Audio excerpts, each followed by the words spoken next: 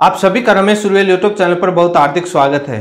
Primary teacher भर्ती में BEd शामिल को लेकर बीएसटीसी बीएड विवाद को लेकर इस वीडियो में दो बिंदु पर मुख्य तौर पर चर्चा करूंगा। फर्स्ट पॉइंट यह होगा कि पॉलिसी मैटर क्या है।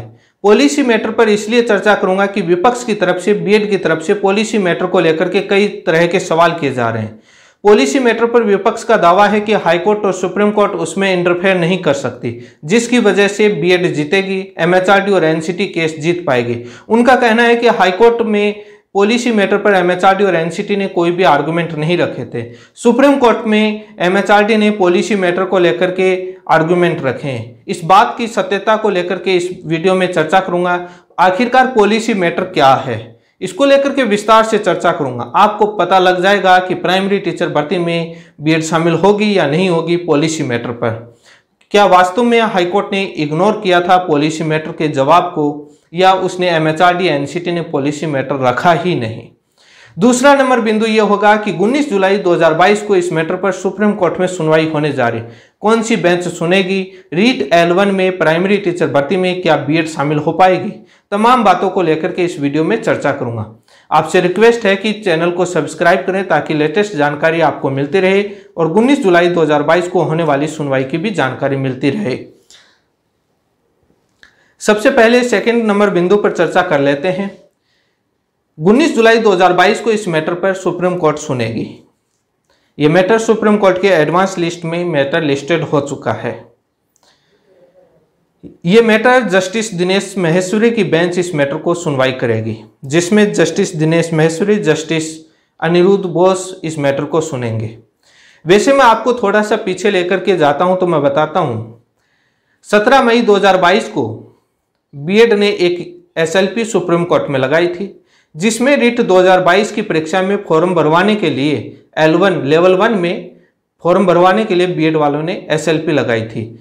जिस मैटर की सुनवाई जस्टिस दिनेश महेश्वरी, जस्टिस अनिरुद्ध बोस की बेंच ने सुना था और उन्होंने फॉर्म भरने से इनकार कर दिया था। बीएड का रीट 2022 लेवल 1 में फॉर्म भरने से इनकार कर दिया था।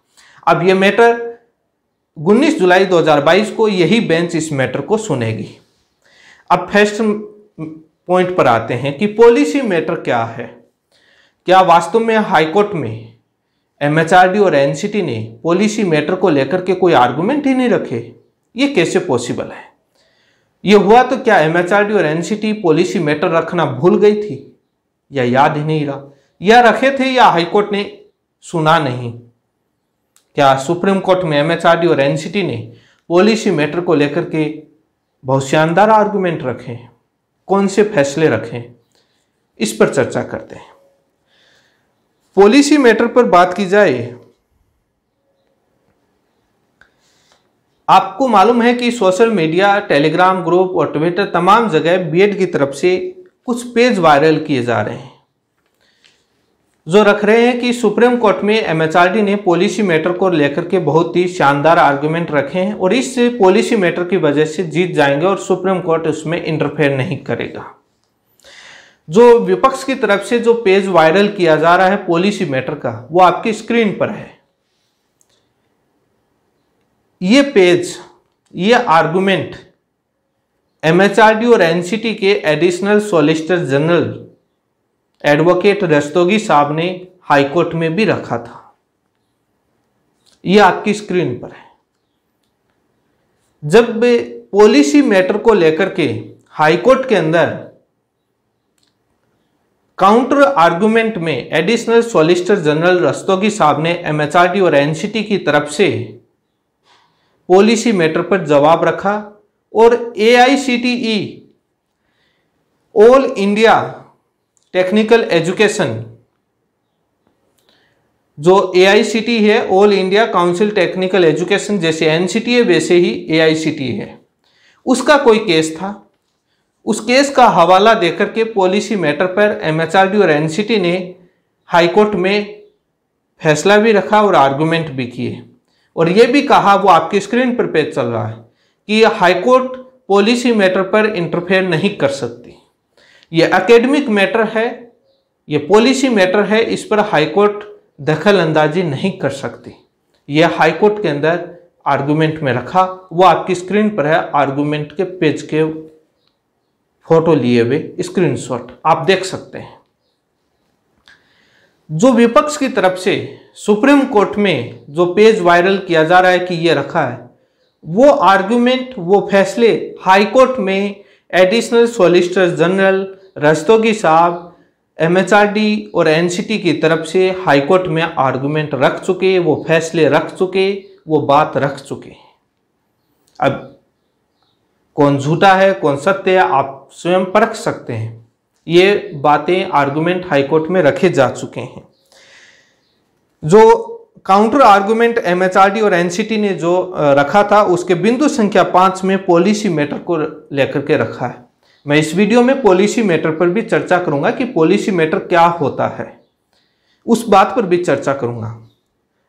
और यही पेज सुप्रीम कोर्ट में रखा है जो AICT बनाम सुरेंद्र कुमार 2009 का जो फैसला है सुप्रीम कोर्ट का, यही फैसला सुप्रीम कोर्ट में रखा है MHRD ने, और यही फैसला MHRD ने हाई कोर्ट में रखा है, जिसके फैसले के पैराग्राफ नंबर 14, 15 और 16 नंबर पैराग्राफ रखे हैं, वो आपकी स्क्रीन पर हैं।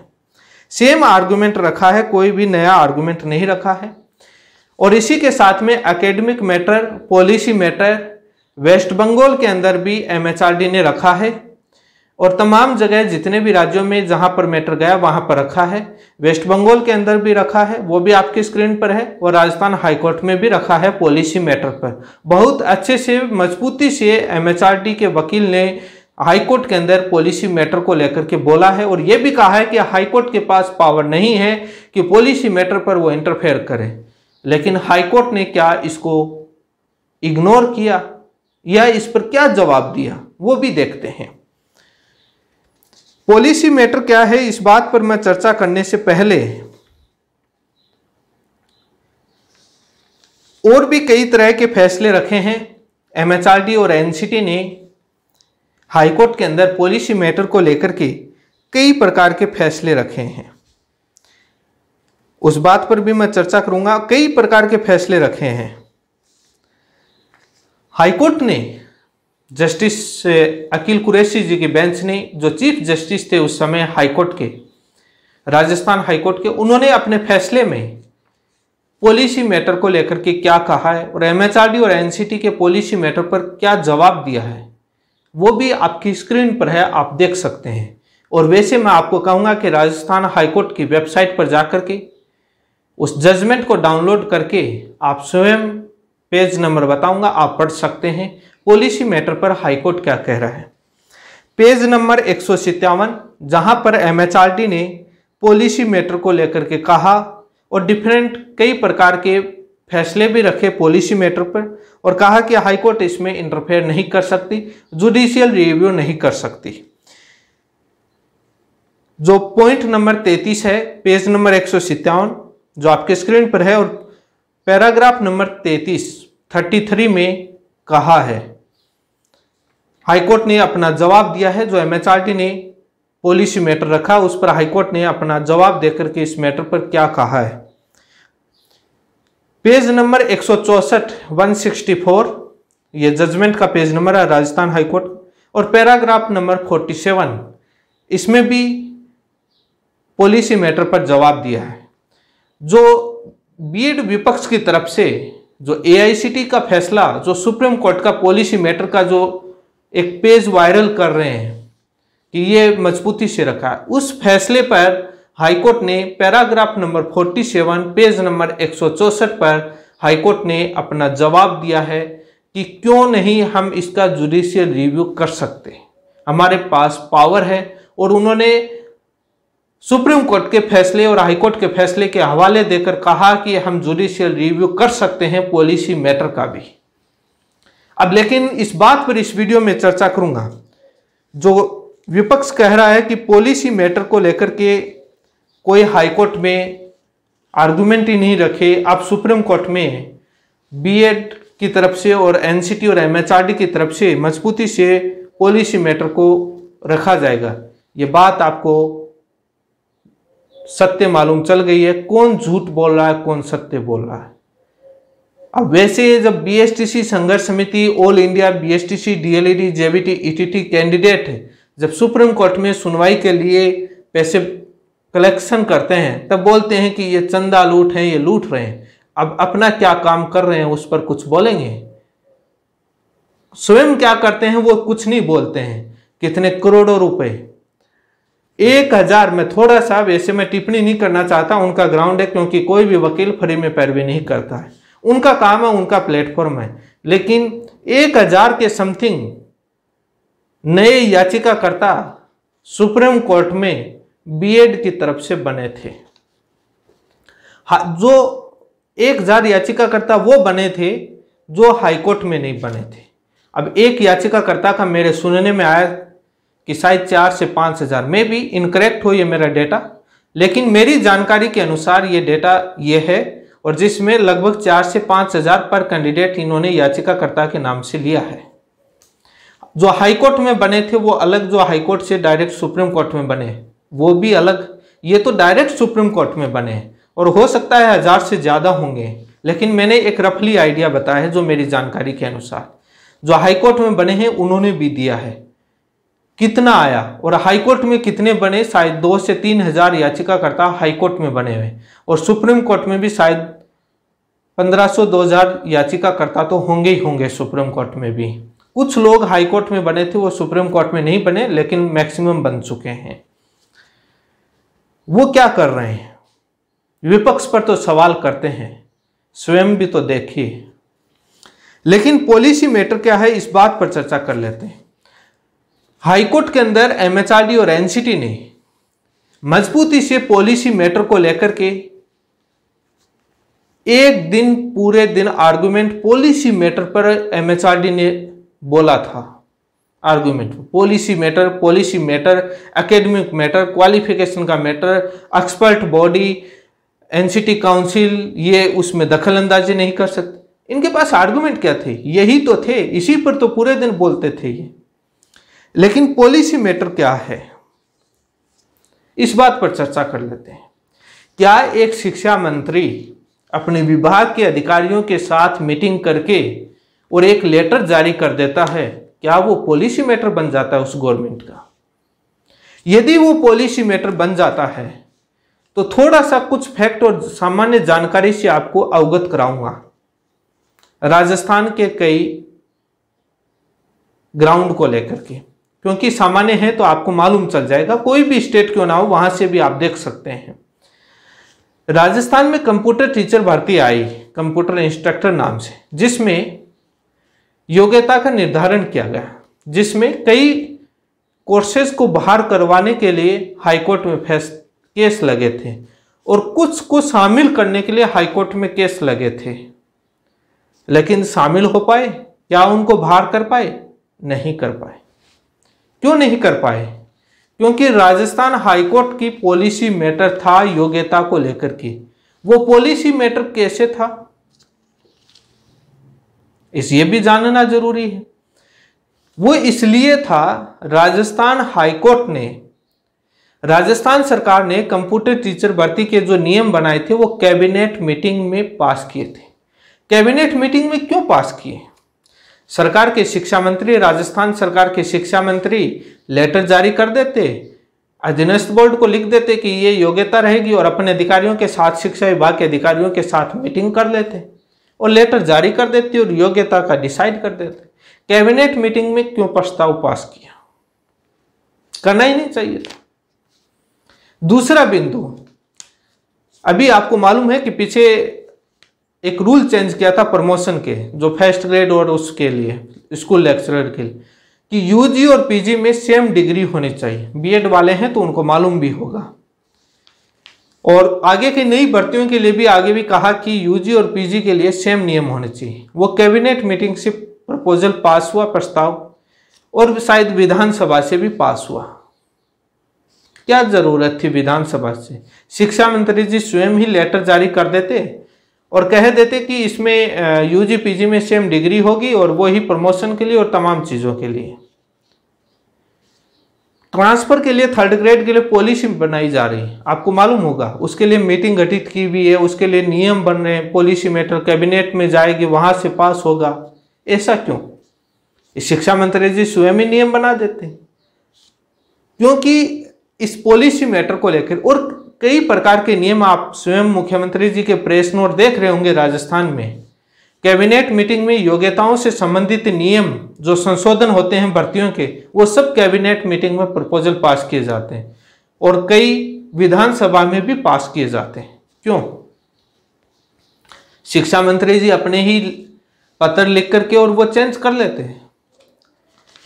पॉलिसी मैटर तब बनता है जब उस पर कोई कमेटी गठित करके और उसके कुछ आइडियाज और टर्म्स बनाए लिए जाते हैं, नियम बना लिए जाते हैं। उसके बाद एक डिसीजन मेकिंग पर जाया जाता है, उसके बाद डिसीजन लिए जाते हैं। उसको बाद में कैबिनेट, सरकार क्या होती है, सरकार कैबिनेट मीटिंग में होती है। एक मंत्री एक सरकार नहीं है, वो एक सरकार का सदस्य है। कैबिनेट जो होती है वो सरकार में काउंट होती है, जिसमें पूरे कैबिनेट के सभी मंत्री होते हैं, जिसमें राज्य मंत्री और सभी मिलाकर के मंत्री परिषद बन जाता है। वो उस प्रपोजल को पास कर देता है तो वो एक पॉलिसी मैटर बन जाता है सरकार का। एक मंत्री का लेटर, एक विभाग की मीटिंग करना कभी पॉलिसी मैटर नहीं बनता।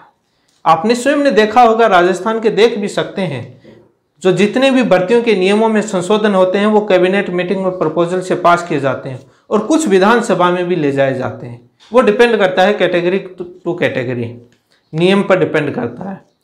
लेकिन क्यों करते हैं? शिक्षा मंत्री अकेले ही कर देते राजस्थान के सभी चीजों में। इसी के साथ में अभी आपको मालूम होगा कि कैबिनेट मीटिंग से अप्रूवल मिला था कि रीट से चयन नहीं लेकर के अन्य परीक्षा से। शिक्षा मंत्री स्वयं ही लेटर जारी करके कर देते। नियमों में संशोधन करना था, कैबिनेट से क्या जरूरत थी? इसलिए मैं पॉलिसी मैटर पर कहना चाह रहा था कि एक शिक्षा मंत्री लेटर जारी कर दे और किसी के मात्र कहने से और वो पॉलिसी मैटर नहीं बनता है।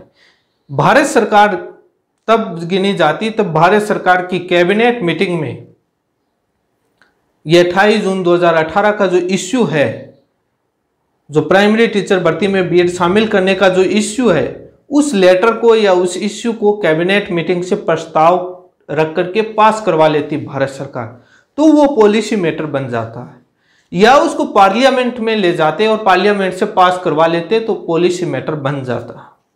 अग्निपथ योजना, अग्निवीर योजना आपने सुना होगा, कितने ही मीटिंग हुई है उसके लिए। स्वयं भारत सरकार ने कहा है कि हमने बहुत सारी मीटिंग करी है, जो रिटायर्ड हैं उनसे भी करी है, औरों से भी करी है, कितनी बहुत सारी मीटिंग करी है। उसके बाद कैबिनेट से वो प्रस्ताव पास हुआ है, तब वो पॉलिसी मैटर बन गया भारत सरकार का। क्या जरूरत थी? रक्षा मंत्री स्वयं ही एक लेटर जारी करके अग्निवीर योजना बना देते।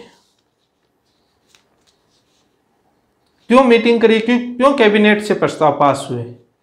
ये सवाल इसलिए कर रहा हूं कि जो वो इश्यू जो था प्राइमरी टीचर भर्ती में बीएड शामिल करने का इश्यू, वो ना भारत सरकार की कैबिनेट मीटिंग से पास था, ना संसद से पास था, और वो हो भी नहीं सकता अब तो। इसलिए वो पॉलिसी मैटर नहीं बनता है। भारत सरकार और एनसीटी के जितने भी जो लेटर हैं, चाहे 30 मई का हो, चाहे 12 अप्रैल का हो, चाहे 23 मई का हो, कौन सा भी लेटर क्यों ना हो, जो पहले उनकी मीटिंग हुई है 11 अप्रैल को, उस किसी भी मीटिंग में भारत सरकार ने अपने लेटर में कहीं पर भी पॉलिसी वर्ड यूज नहीं किया है कि ये हमारे लेटर हैं, वो पॉलिसी मैटर। 12 अप्रैल को जो भारत सरकार के शिक्षा मंत्री 2018 में जो लेटर लिखते हैं एनसीटी, वो अपने लेटर में जिक्र नहीं करते हैं कि ये हमारा पॉलिसी मैटर है, ना कोई मीटिंग में चर्चा होती है। तो ये पॉलिसी मैटर तो किसी भी एंगल से नहीं बनता है। बाकी मैं आपको पूरा बता दिया है कि पॉलिसी मैटर आप स्वयं, क्योंकि अभी काफ़ी आप सोशल मीडिया से जुड़े हुए हैं, जहां पर सरकार के कार्य काज आप देखते हैं, तो वहां से आप कंपैरिजन कर सकते हैं अपने अपने राज्य में कि कैसे एक पॉलिसी मैटर रिक्रूटमेंट के रूल्स होते हैं, नियम होते हैं, वो कैसे चेंज होते हैं, अमेंडमेंट होते हैं। तो वो राज्य सरकार क्यों कैबिनेट में ले जाती है, क्यों नहीं एक शिक्षा मंत्री ही उसको पास कर देता, बना लेता। इसलिए मैं इस मैटर पर मैं बोलना चाह रहा था, और मैंने आपको राजस्थान के कई चीज़ें बताई हैं। और पॉलिसी मैटर को लेकर के मैंने आपको बताया है कि राजस्थान हाईकोर्ट में भी MHRD और NCT ने पॉलिसी मैटर को लेकर के आर्गुमेंट रखे हैं और फैसले रखे हैं, कई आर्गुमेंट कई फैसले रखे हैं। और हाईकोर्ट ने कहा अपने फैसले में कि हमारे पास पावर है, हम जुडिशियल रिव्यू कर सकते हैं। उन्होंने फैसलों का आधार देते हुए जुडिशियल रिव्यू किया। और वैसे ये पॉलिसी मैटर बनता भी नहीं। क्या कहने से कोर्ट में जाकर जब फंस जाएं तब जाकर के कह दे सरकार की ये तो हमारी पॉलिसी मैटर है। ऐसे तो बाद में भारत सरकार हो चाहे राज्य सरकार कोई भी क्यों ना हो, कोई भी मैटर को जाकर के कह दे कि साहब ये तो हमारे सभी पॉलिसी मैटर हैं। हर मैटर में जाकर कह दे कि हमारा पॉलिसी मैटर, कोर्ट दखलंदाजी नहीं कर सकते। बाद में कोर्ट क्यों बनी? न्याय देने के लिए बनी है। कोर्ट डिसाइड कर सकता है कि पॉलिसी मैटर क्या है क्या नहीं, उसमें कितना अन्याय हो रहा है, उसके प्रोसीजर में क्या गड़बड़ी है। वो कोर्ट सभी चीजें देख करके उसके बाद कहता है कि हमने जुडिशियल रिव्यू किया है। कोर्ट के पास सभी पावर है। इसी के साथ आप सभी का बहुत बहुत धन्यवाद। आने वाले वीडियो में आपको इस कानून बनाने की प्रक्रिया को लेकर के एक काफ़ी शानदार वीडियो और मिलेगा, जिसको भी आप वेट कीजिएगा। चैनल को सब्सक्राइब कीजिएगा। धन्यवाद।